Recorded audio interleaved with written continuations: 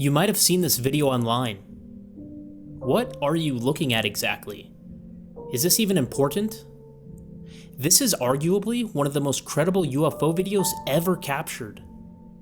This is the famous Gimbal Tic Tac UFO video, or as the US Department of Defense calls it, the USS Nimitz UFO incident. The video was recorded on November of 2004. It was only recently released to the public in December of 2017 by the Pentagon. That's a 13-year difference. It's only recently caught hype because of news stations reporting on it, small documentaries, and interviews with one of the witnessing pilots. Before I go into more detail, please watch the video with the original audio. Dude, this is fucking drone, bro. There's a whole fleet of them. Look on the ASA. My gosh. They're all going against the wind. The wind's 120 knots from the west. Look at that thing, dude. That's not our LNS though, is it? It's not. That is an LNS, dude. Well, if there's like... Look at that thing. It's rotating. Let's look at this in detail. You should know that the Tic Tac UFO was detected by multiple sources before the unbelievable video was captured.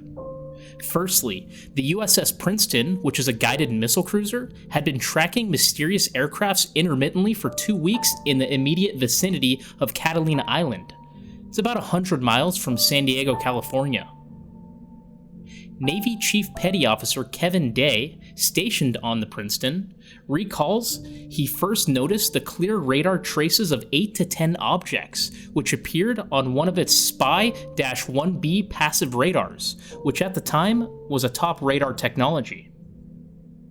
Regular observations were made of a similar number of objects over the following 6 days. The objects were also faintly detected by an E-2C Hawkeye plane after Princeton sent them the coordinates. A few days later, the advanced radar detected the unknown crafts again.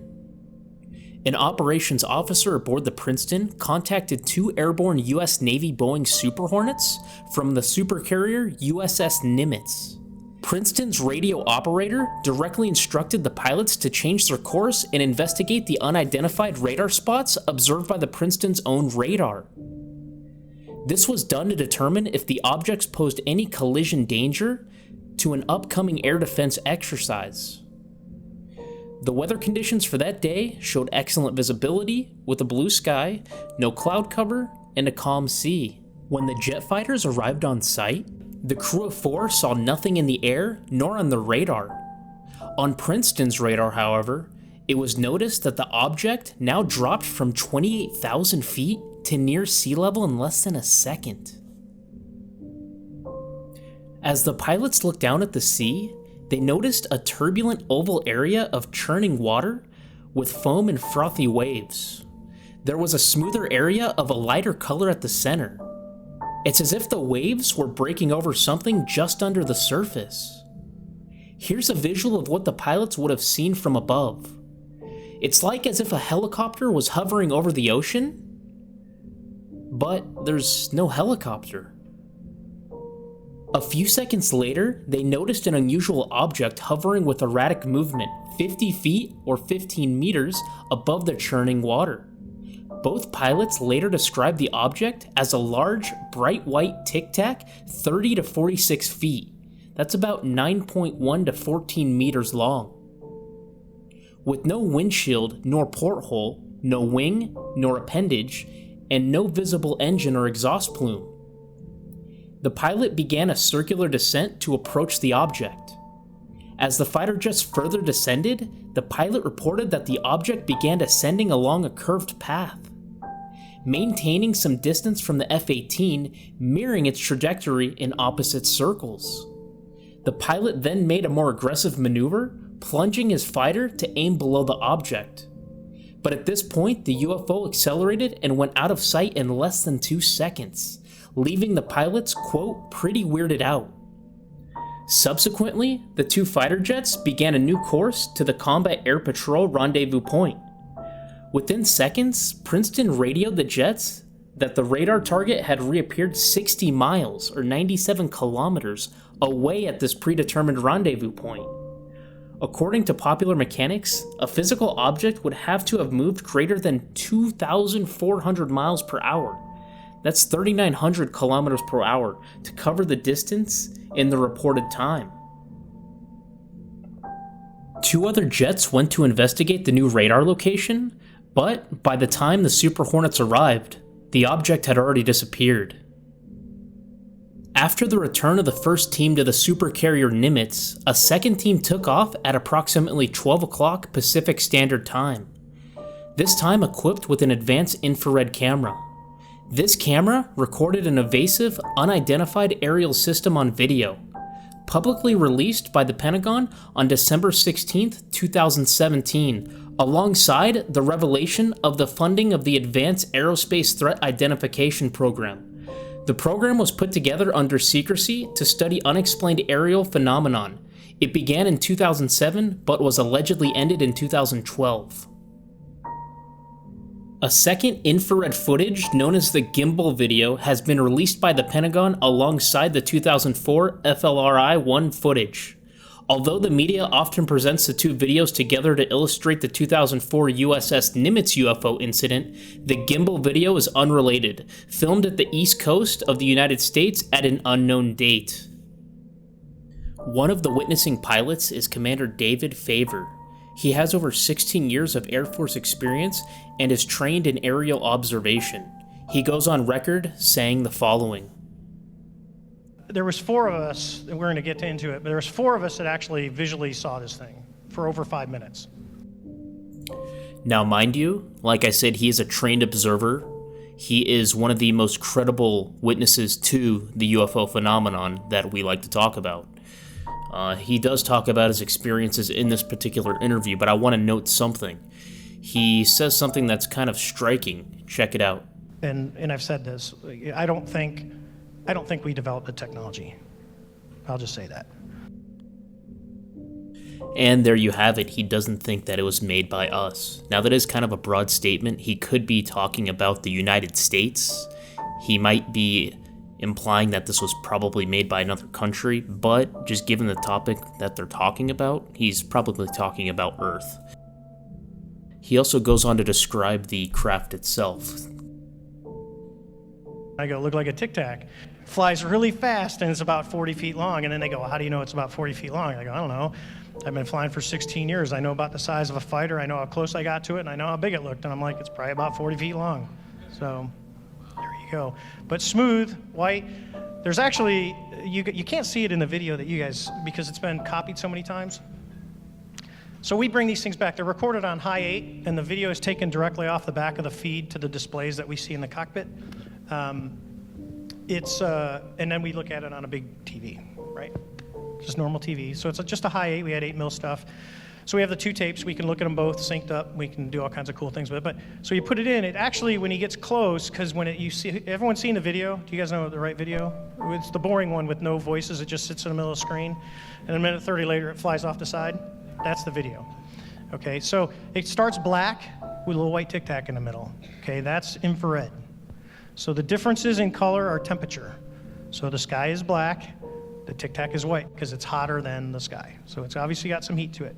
Which, when it switches to white with the little black Tic Tac in the middle, or gray, that's EO, that's TV. It's a black and white TV camera. Okay. What the Wizzo, that's the weapons systems operator in the back seat, was doing is he was going through all the modes that he had. So there's a narrow, medium, and wide field of view. So it starts in wide, and those little bars on the side of it are actually the tracking. The little bars it's a passive track. It locks onto that object based on a pixel difference. So that's when you see it doing this, little bars. Every time he changes, it has to relock and he reacquires it. Because if he doesn't, the FLIR will actually it'll start to bore sight itself unless it's locked onto something.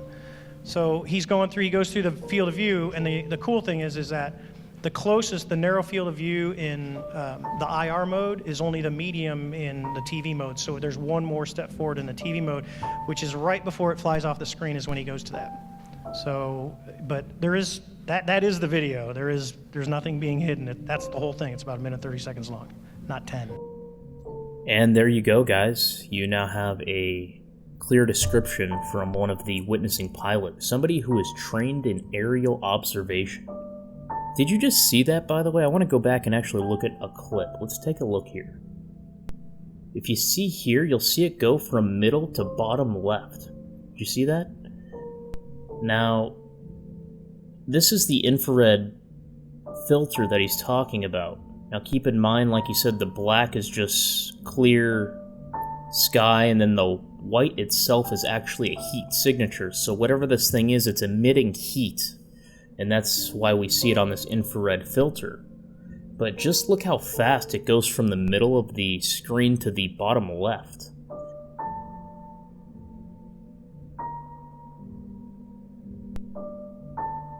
And there you go, guys. It's quite eerie just to think of what this Tic Tac shaped object actually is. I mean, it's 40 feet long, it's pretty wide from the illustrations that have been provided online. You can only imagine who is inside or what is operating this mass. It's just unfathomable, to be quite frank with you. To get into a little bit of statistics as far as UFO sightings go, as of 2019, as of March of 2019, there have been a worldwide report of about 2,000 sightings. Okay, so that means that we're pacing for 2019 anywhere from 6,000 to 8,000 reports alone. This is eyewitness reports, this is actual footage, video, this is pictures, everything in between. Those stats, by the way, are from MUFON.com. They report on UFO sightings. They take a more scientific approach to see what it actually is. They try to rule things out before they jump to the conclusion, hey, this is aliens, this is UFOs. So that's the approach they take. Now just imagine how many people have seen things and not reported it. I think everybody, almost everybody, has experienced something that they cannot explain, or they've seen something, rather, that they cannot explain in the sky. And it's just, it's the world we currently live in. And I do encourage you guys, if you do see something, try to grab your phone or a camera, whatever you have by you, and try to get some sort of video or even photographic proof that, hey, this is what I've seen. That way you can share it with everybody online. I mean, we have the most powerful tool called the internet, which has connected us beyond anything. And let's take advantage of this technology and show people, hey, this is what's out there, and we want answers from individuals who know what's going on, who are a few levels above us. This is just the surface we're on right now. Let's try to break out and figure this thing out. Thanks for watching this video, guys. Go ahead and hit that thumbs up button, share this video, subscribe, and also please let me know what your thoughts are below. I do read every comment on my videos. This is a new channel, so I will be uploading videos every Tuesday and Friday. Other than that, if you guys have any recommendations, leave a comment below as well.